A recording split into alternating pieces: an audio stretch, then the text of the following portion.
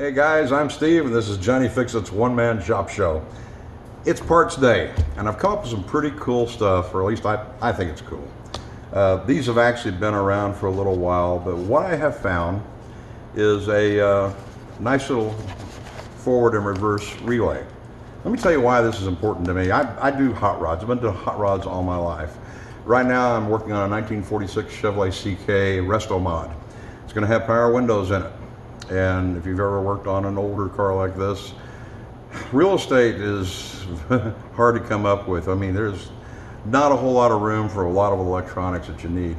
And over the years, I've always built my own wiring for all my power windows. And, you know, this is enough to run one window here because I've got my forward and I got my reverse relay.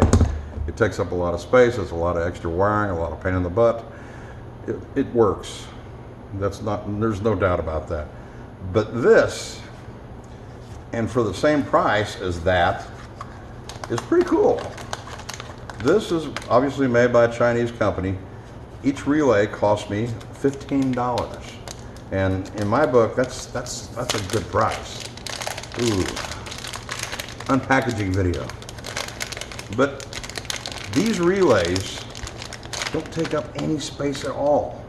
It's really cool. I mean, it's got one side where your power in and power out, and that would be these, and then this set over here goes to your motor on your power window, and then this goes to your up and down switch. That's all there is to it. This is too cool. And it operates at 10 amps, and you get these things at 3, 5, 12, 24 volts, whatever flavor you need them at.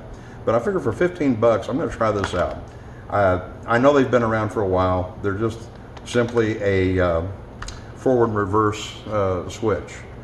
And if you want to get them, yeah, I'm an Amazon affiliate. I'll go ahead and have a link down below for you to look at these. And if you want to buy them, great. If not, that's cool too.